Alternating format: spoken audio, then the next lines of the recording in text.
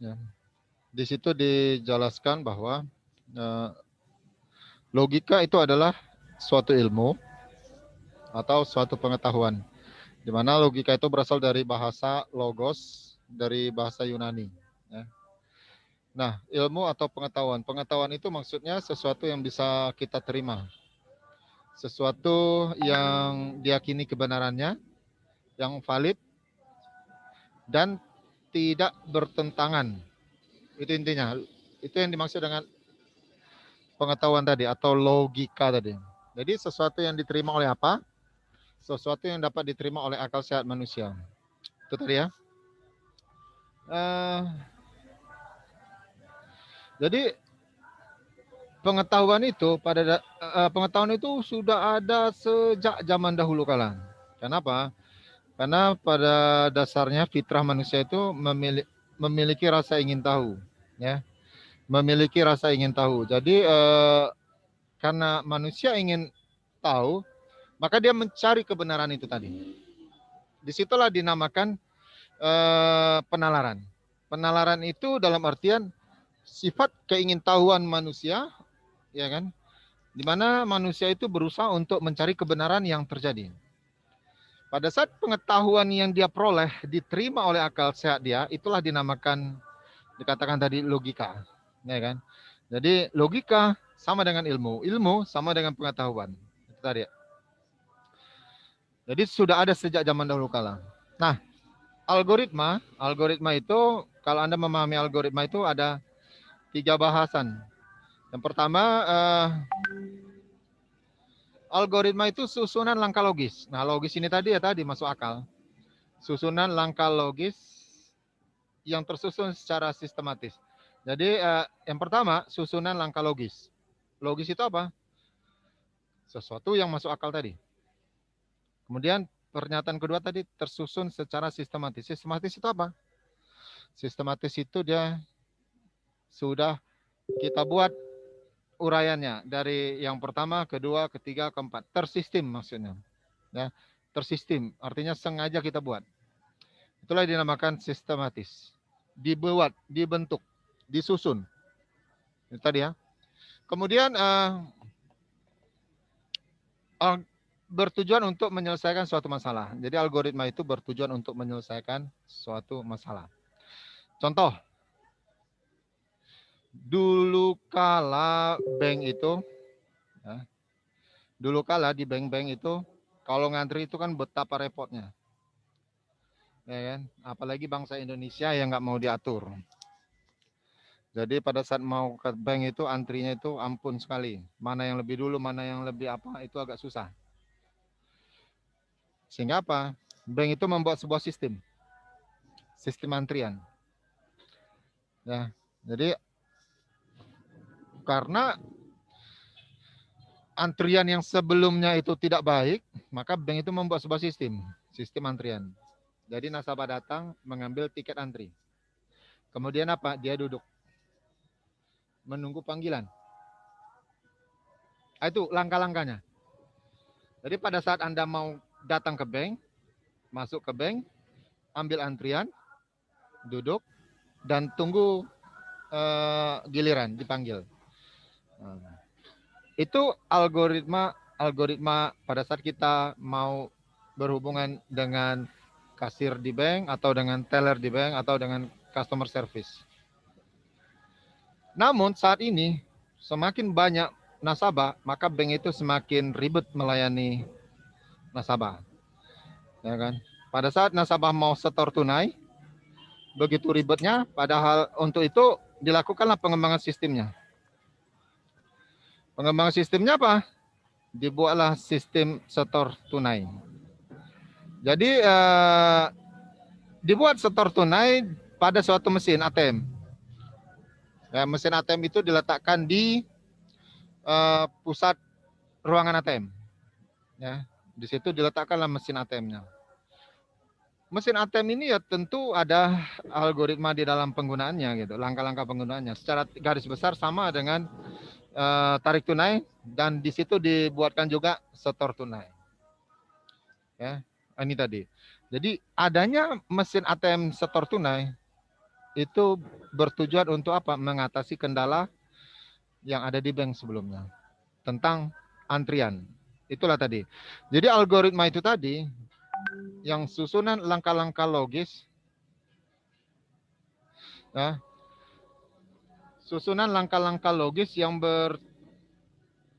susunan langkah-langkah logis yang yang tersusun secara sistematis, ya, susunan dari langkah-langkah logis yang tersusun secara sistematis untuk untuk menyelesaikan suatu masalah. Itu tadi.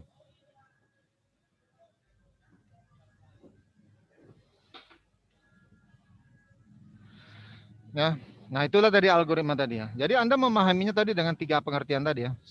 Langkah-langkah logis, tersusun secara sistematis untuk menyelesaikan masalah. Itu kalau Anda mau memahami apa yang dimaksud dengan algoritma.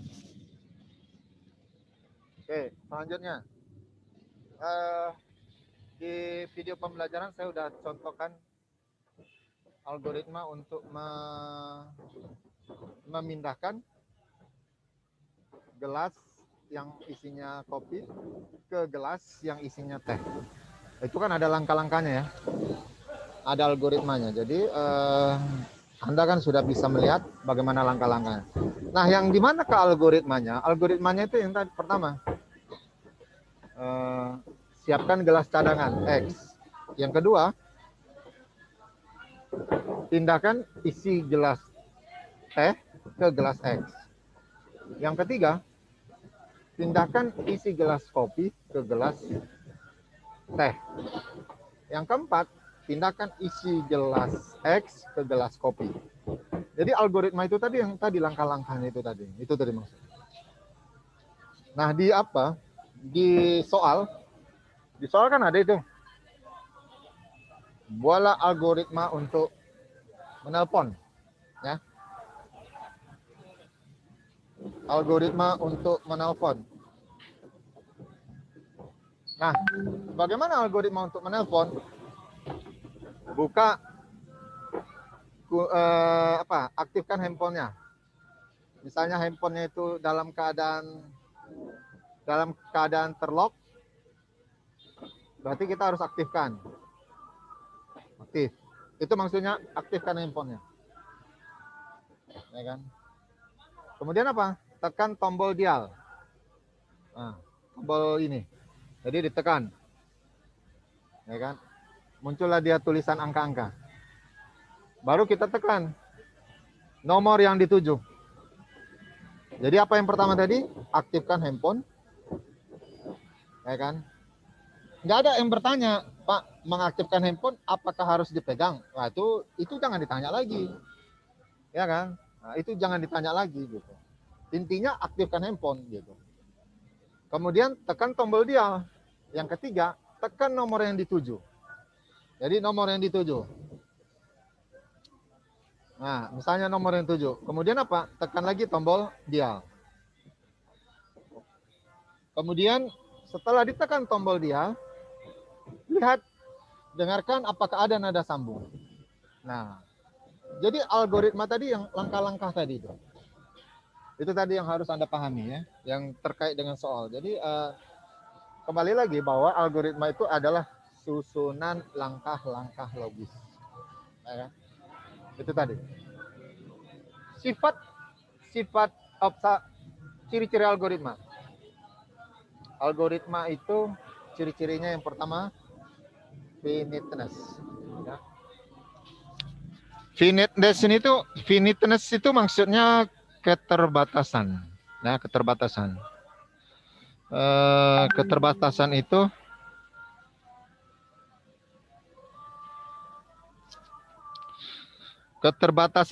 dalam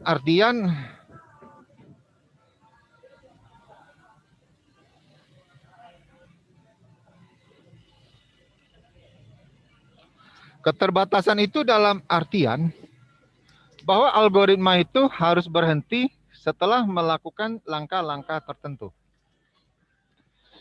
Contoh, kan tidak selamanya Anda ini jomblo. Harus stop kapan Anda mau menikah, misalnya. Stop jomblonya, kapan Anda mau menikah? Terbatas. Anda jomblo itu terbatas. Contoh yang kedua, pasti sudah ditentukan berapa lamanya Anda kuliah. Jadi algoritma kuliah ini sudah ada batasannya, 4 tahun. Misalnya begitu. Nah, bagaimana kalau misalnya Anda dari kampung bilang Anda itu kuliah, pergi ke Medan untuk kuliah, 4 tahun, 5 tahun kemudian, 6 tahun kemudian, nggak ada kabar, nggak balik-balik. Tentu orang yang di kampung itu kan bertanya-tanya, itu kok lama kali kuliahnya gitu. Apakah masih kuliah atau apa gitu, atau udah berhenti gitu kan. Jadi Anda kuliah itu orang udah paham batasannya 4 tahun misalnya, paling lama 5 tahun gitu maksudnya. Jadi finiteness. Saat kita loading Windows, menghidupkan komputer, load Windows, itu ada batasannya. Berapa detik Windows itu berapa detik Windows itu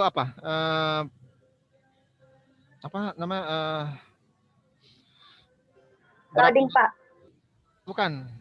Berapa lamanya Windows itu dari awal sampai berakhir muncullah dia tampilan loginnya. Itu maksudnya. Jadi di sini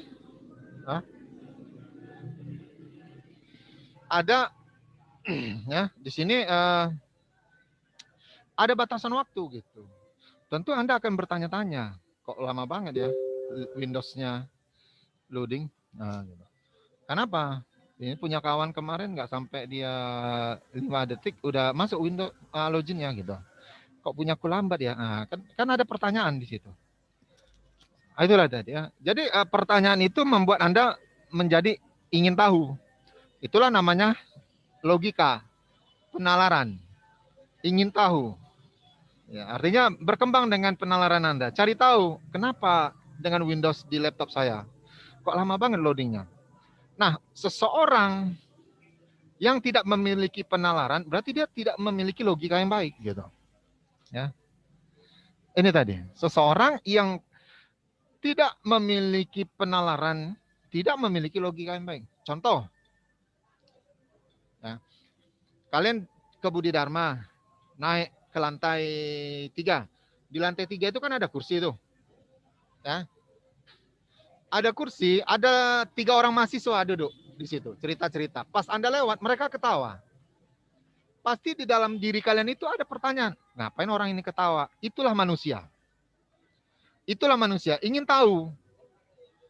Mengetawakan diriku yang baru lewat atau memang ada ceritanya lucu, ingin tahu gitu. Itulah dinamakan penalaran. Jadi kalau seseorang yang tidak memiliki rasa ingin tahu itu susah gitu, logikanya nggak jalan gitu. Itu tadi ya, logikanya nggak jalan, nalarnya nggak jalan gitu. Itu tadi. Oke, kembali lagi finiteness tadi. Finiteness itu diharapkan algoritma itu berhenti setelah melakukan sejumlah langkah yang terbatas. Langkah itu harus terbatas. Kalau tidak terbatas berarti dia proses terus, nggak selesai. Oke, yang kedua, definiteness, kepastian. Artinya algoritma yang kita buat itu memang pasti menyelesaikan masalah, karena tujuannya untuk menyelesaikan masalah. Contoh, mesin ATM tadi gitu, ya kan? Mesin ATM itu tadi. Pernah Anda menarik uang dari ATM? Pernah ya? Kenapa? Pernah ya? Oke. Kenapa? Anda menarik 300.000, Anda menarik 500.000, Anda menarik 1 juta, manusia itu pasti selalu menghitung. Setelah dia tarik uang 300.000, pasti dihitungnya itu. Oh, 300 pas. Ditariknya 1 juta, dihitungnya itu. Oh, 1 juta pas. Mereka ingin memastikan bahwa ATM itu memang betul-betul mengeluarkan uang yang sejumlah yang diinginkan. Anda bayangkan, kalau orang mensetor tunai 100 juta, ya kan? Dia pergi ke ATM, store tunai. Ya kan? Jam 5 pergi ke ATM store tunai, 100 juta di setornya. Bayangkan bagaimana ATM itu wajib menghasilkan output bahwa uang yang disetor itu memang pas 100 juta. tentu kan dikeluarkan apa struknya. Tentu bisa dicek saldonya. Nah, itu tadi. Seandainya ada uangnya yang kertasnya tidak bisa diterima oleh mesin ATM, nah berarti nanti kan di apa? Masih dipegang dia dan dihitung saldo yang masuk sekian, yang tidak bisa masuk sekian. Itulah sifat yang harus dimiliki oleh algoritma tadi. Definiteness. Bahwa mesin ATM setor tunai itu tadi mampu dia menghasilkan kepastian bahwa uang yang di store itu pas. Itu maksudnya. Sama halnya dengan definiteness ini, kepastian ini diinputkan suatu nilai, ya, diinputkan suatu nilai ke dalam sebuah sistem. Jadi sistem akan menghasilkan output keluaran. Itu harus tepat. Itu maksudnya definiteness. Algoritma harus memiliki ciri-cirinya memiliki input. Jadi input itu harus ada. Ya, seperti yang tadi yang saya jelaskan itu banyak banget input. Ya kan? Pada saat kita masuk kuliah, kita waktu mendaftar, menulis di form pendaftaran itu adalah input. Kemudian algoritma ciri-cirinya memiliki output. Jadi kalau tidak ada output, tidak ada keluaran, itu bahaya.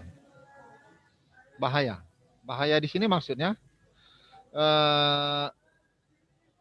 algoritma untuk menyelesaikan suatu masalah. Nah, pertanyaannya, masalahnya itu selesai atau tidak? Tentu kan ada suatu keadaan, suatu status. Status ini bisa berarti hasil yang dikeluarkan oleh sistem atau suatu informasi. Nah, inilah yang dikatakan output. Ya, inilah yang dikatakan output. Contoh, Anda tarik tunai di ATM. Langsung ambil 500. Keluar struknya. Pengambilan 500, lihat di mesin ATM ada saldo Anda tinggal berapa. Nah, itulah dia output. Kita input, pilih 500.000, dia mengeluarkan uang 500.000, dia mengeluarkan struk, dan dia menampilkan output, saldo Anda tinggal sekian. Itulah suatu contoh output. Itu tadi. Bayangkan kalau tidak ada itu. Tentu nasabah akan masukkan lagi kartunya, inputkan lagi PIN-nya, cek saldonya. Oh betul, saldonya tinggal sekian. Itulah kalau tidak ada output. Jadi konfirmasinya susah. Nasabahnya jadi bertanya-tanya, ini benar nggak nih sisa saldonya harus sekian? Berarti kan dia ngecek lagi kan? Nah, itu tadi maksudnya. Jadi output itu harus ada. Kemudian effectiveness. Algoritma itu harus tepat. Setiap langkah yang dilakukan harus tepat. Jadi supaya langkah-langkah itu memang sesuai dengan kebutuhan yang ditetapkan. Itulah tadi effectiveness. Tadi kan dikatakan bahwa algoritma itu adalah susunan langkah-langkah logis. Langkah-langkah berarti kan lebih dari satu ya kan? Lebih dari satu berarti disitulah setiap langkah-langkah yang dibuat itu harus efektif. Gitu maksudnya. Nah itu ciri algoritma. Ciri algoritma yang baik itu tadi ada juga ya kan. Anda bisa pahami aja dari yang ada di situ. Sebenarnya nggak begitu rumit. Kemudian ada lagi sifat algoritma. Sifat algoritma itu satu aja yang saya jelaskan. Compatible, portable. Compatible itu sifat algoritma itu compatible itu maksudnya bebas dan tidak tergantung pada bahasa pemrograman tertentu. Ya. Jadi kita belajar algoritma itu untuk melatih pola pikir. Ya. Pola pikir itu berada di kepala kita, di otak kita. Artinya kita melatih akal dan otak kita untuk bisa berpikir. Ya. Pertanyaannya, apakah selama ini Anda tidak mempunyai pola pikir? Ada. Ya kan? Lantas kenapa belajar algoritma lagi gitu? Belajar logika lagi gitu. Kita belajar logika itu ya kan, ingin menumbuhkan rasa ingin tahu kepada Anda untuk bisa berpikir, kenapa bisa begini? Kenapa bisa begini? Kenapa bisa begini? Bagaimana caranya untuk ini? Bagaimana caranya untuk ini? Bagaimana tampilannya bisanya begini? Itulah maksudnya logika. Jadi yang kita pelajari itu adalah pola pikir. Bukan dalam bentuk suatu program, bahasa pemrograman, tidak. Kita belajar pola pikirnya tadi. Nah, nanti di tingkat 2, tingkat 3 baru kalian belajar bahasanya gitu. Itu tadi maksudnya. Jadi algoritma ini sifatnya itu kompatibel ya kan? Bebas bisa nanti masuk ke bahasa program manapun. Bisa masuk ke bahasa Java, bahasa C, atau VB.NET, atau website, HTML5, atau Android, bisa. Itu tadi ya. Kemudian bahasa pemrograman. Apa yang dimaksud dengan bahasa pemrograman? Bahasa pemrograman itu ada dua. Maksudnya ada dua kata, bahasa dan pemrograman. Bahasa itu kita berkomunikasi ini kan pakai bahasa ini. Bahasa itu alat untuk komunikasi. Nah, apakah Anda bisa berkomunikasi dengan komputer? Tidak bisa. Komputer itu menggunakan bahasa mesin.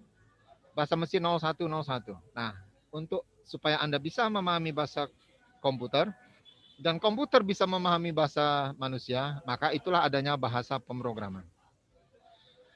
Jadi bahasa pemrograman itu banyak sekali. Coba cari-cari tentang generasi bahasa pemrograman. Ah, itu terstrukturisasi dia.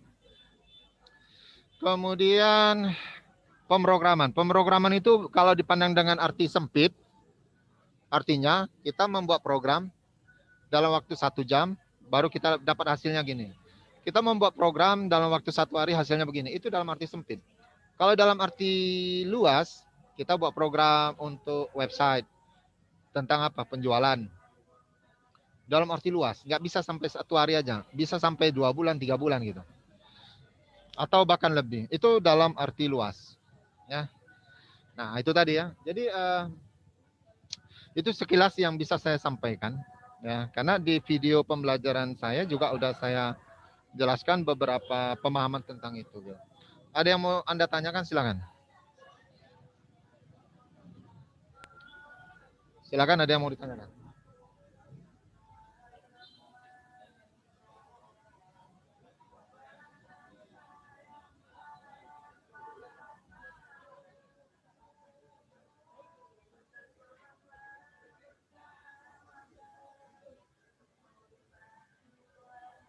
Silakan, ada yang ingin ditanyakan?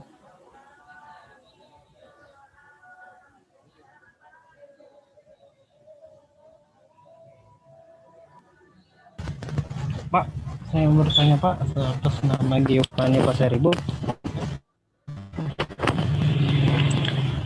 Saya bertanya tentang keterbatasan tadi.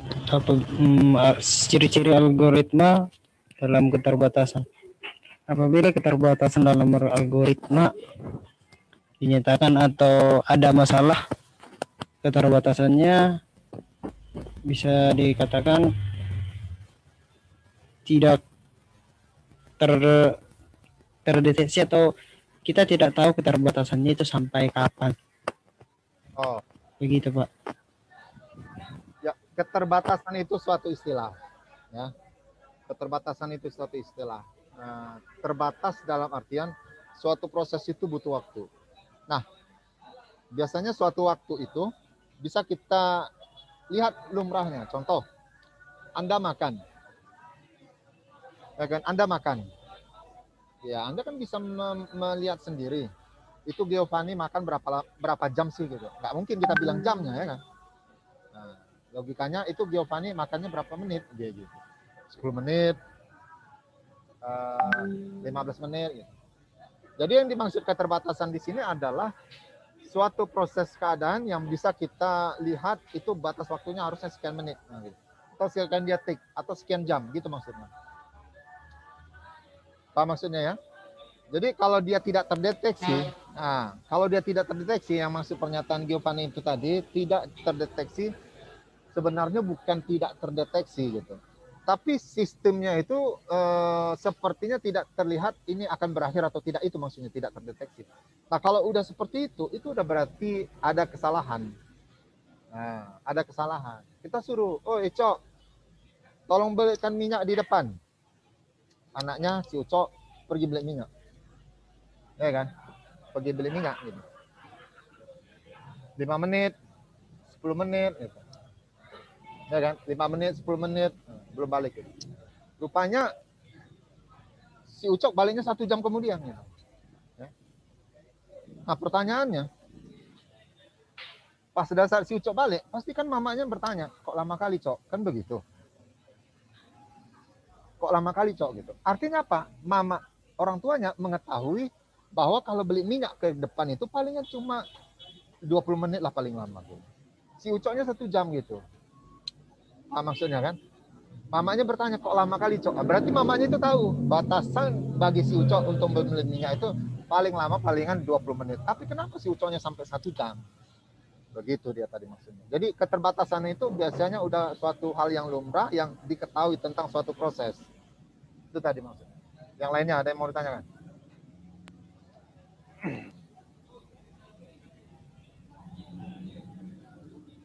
Silakan.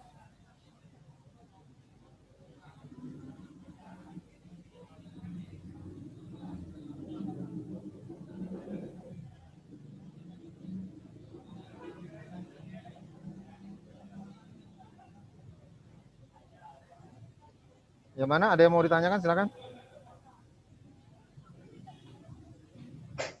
Pak, saya mau bertanya, Pak, atas nama Duma Sitorus. Mau di sini ada sifat algoritma, Pak. Input dan output harus mempunyai batas. Artinya itu kayak mana, Pak? Input dan output harus memiliki batas. Jadi artinya bagaimana? Iya, Pak. Kan maksudnya input dan output harus memiliki batas ya.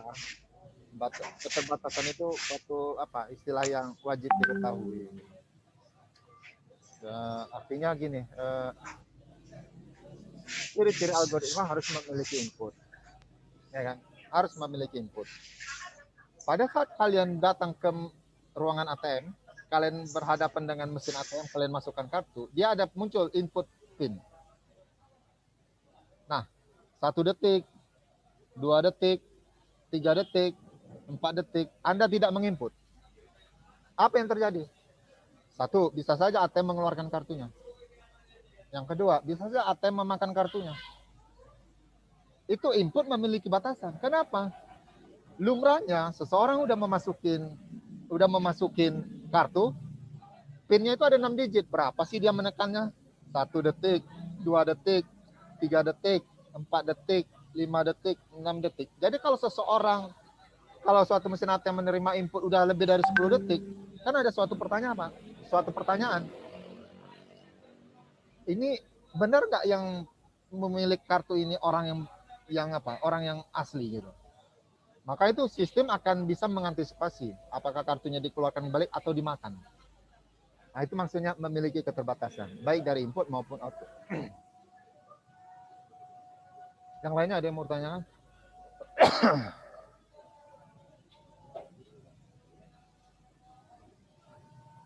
Yang lainnya ada yang mau bertanya? Silakan. Ada, Pak. Ya, apa itu? Tanyakan. Mas saya, Pak, Didi Saputra, Pak. Mau bertanya, Pak. Ya. Apa hal-hal yang mendasar supaya kita tahu bahwa sifat-sifat dan ciri-ciri algoritma itu, Pak? Maksudnya kayak mana? Hal-hal yang mendasar supaya kita tahu sifat dan ciri-ciri algoritma. Kan udah dikasih tahu itu. Ciri-ciri algoritmanya itu, sifatnya itu. Maksudnya kayak mana pertanyaannya? Saya masih bingung ini. Maaf ya, Pak. Tadi soalnya saya baru masuk, Pak. Nggak sempat dengar. Kalau begitu, coba kamu coba lihat di video pembelajaran saya di YouTube. Di Google Classroom udah ada itu linknya. Silakan dipahami di situ. Sudah ada. Oh iya, Pak. Iya. Iya, Pak. Makasih, Pak. Oke. Yang lainnya ada yang mau ditanyakan lagi?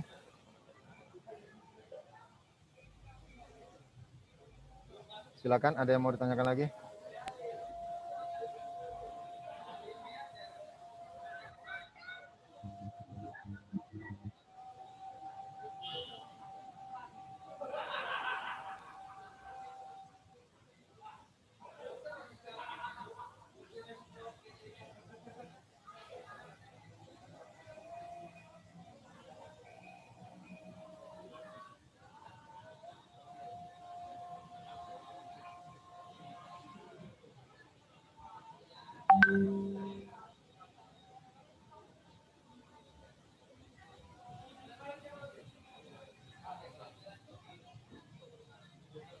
Silakan.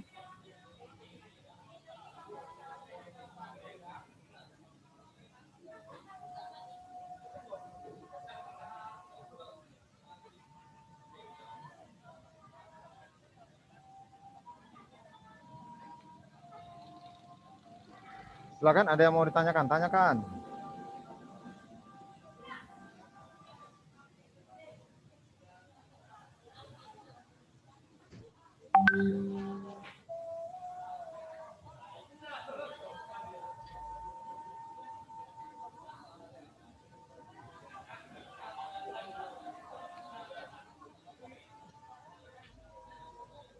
Tidak ada yang mau ditanyakan? Ini paham semuanya nih, diam aja ini.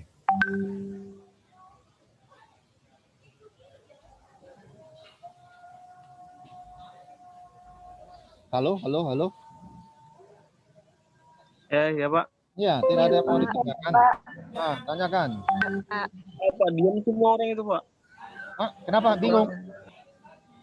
Bingung kenapa? Bingung. Santai aja. Kenapa diam semua kayak udah ngerti semua. Iya, santai aja. Apa yang perlu ditanya, tanyakan. Masih gratis ini. Nah, jangan sampai nanti Anda bertanya sama saya, konsultasi Anda bayar, bahaya nanti. Ya kan? Dokter dikunjungi pasien untuk konsultasi, ya. Itu bukan besar bayarannya itu. Nah, jadi ini karena pembelajaran, silakan tanyakan.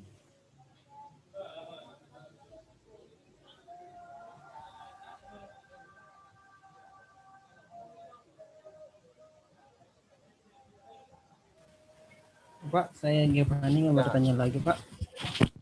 Ini ciri-ciri algoritma yang tadi ada beberapa seperti keterbatasan, kepastian input dan output. Selain dari hal-hal tersebut, hal apa lagi yang menunjukkan bahwasanya Yang menunjukkan bahwasanya apa? ciri Pak? Maksudnya kayak seperti ini, Pak. Ciri-ciri algoritma seperti keterbatasan, kepastian, dan lain sebagainya. Di lain dari ini, apa tidak ada yang menunjukkan ciri-ciri lain, sisi lain dari algoritma, Pak? Pasti ada lah. Itu ada di bawah itu. Ambigus. Ciri-ciri algoritma yang baik. Ada kan yang di setelah ciri algoritma, kemudian yang baiknya ada kan di bawah ambigus. Itu merupakan ciri-ciri algoritma. Ciri-ciri algoritma ambigus itu maksudnya, tidak ambigus itu maksudnya, bahwa algoritma itu tidak boleh ganda. Ambigus itu bermakna ganda. Jadi pada saat kita membuat suatu urutan langkah penyelesaian, nah urutan itu kita gunakan dan digunakan sampai dimanapun. Itu maksudnya, tidak ambigus. Ya kan? Jadi nggak boleh buat lagi yang baru gitu. Dengan proses yang sama untuk menyelesaikan yang sama, jangan. Kita gunakan yang sudah ada. Itu maksudnya.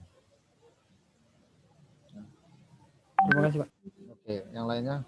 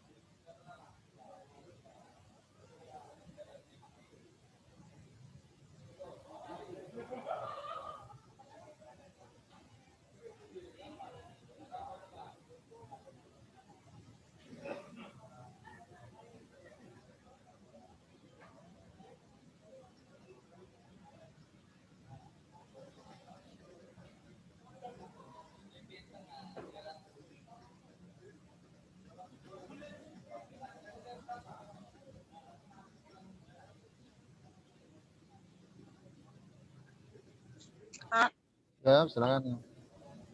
Pak, saya mau bertanya, apa perbedaan program dengan pemrograman?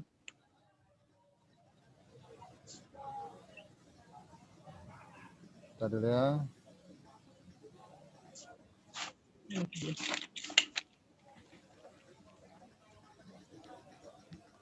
Ada apa bedaan program?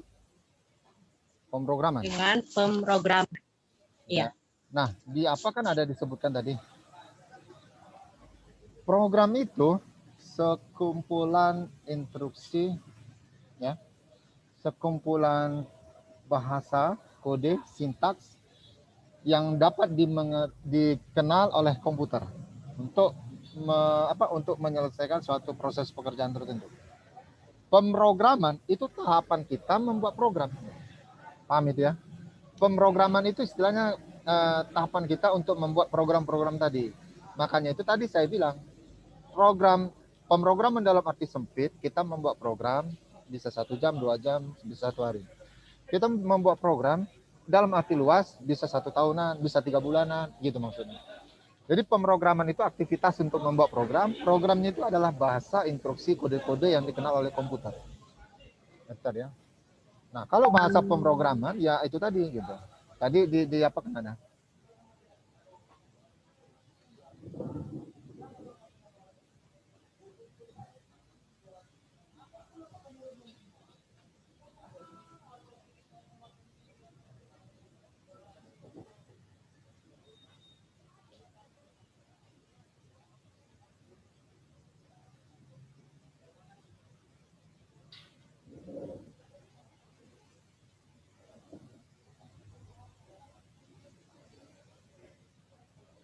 Nah, tidak ada yang mau ditanyakan lagi?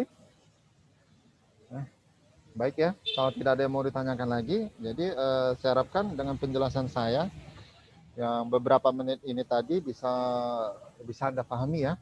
Jadi di video pembelajaran di YouTube sudah saya jelaskan juga, dan ini juga sudah saya jelaskan juga ya. Mudah-mudahan Anda bisa memahami apa yang menjadi materi kita di hari ini. Nah, mungkin itu saja yang bisa yang bisa saya sampaikan di hari ini. Lebih dan kurang saya mohon maaf ya. Bagi yang ingin sholat silakan sholat ya. Pertemuan kita cukup sampai di sini aja ya. Jadi ini model pembelajarannya begini ya. Jadi bisa pakai Zoom langsung, kemudian bisa pakai video pembelajaran di YouTube, ataupun nanti bisa pakai PDF, ataupun nanti semua mahasiswa saya kumpulkan ke dalam satu waktu, bisa masuk ke dalam satu Zoom. Begitulah model pembelajaran. Jadi Anda yang semester 1 bisa memahami bagaimana metode-metode pembelajaran yang dilakukan oleh dosen. Jadi karena kalian masih semester 1 memang sengaja kita Zoom gitu, biar Anda lebih paham. Kalau udah semester atas, kadang-kadang saya udah malas gitu. Ini materinya cari sendiri. Nah, kayak gitu dosen. Ini kan karena Anda masih semester 1. Nah, oke, itu aja yang bisa saya sampaikan. Lebih dan kurang saya mohon maaf. Wabillahi taufiq wal hidayah. Wassalamualaikum warahmatullahi wabarakatuh. Selamat. Waalaikumsalam warahmatullahi wabarakatuh. Waalaikumsalam warahmatullahi wabarakatuh. Selamat malam.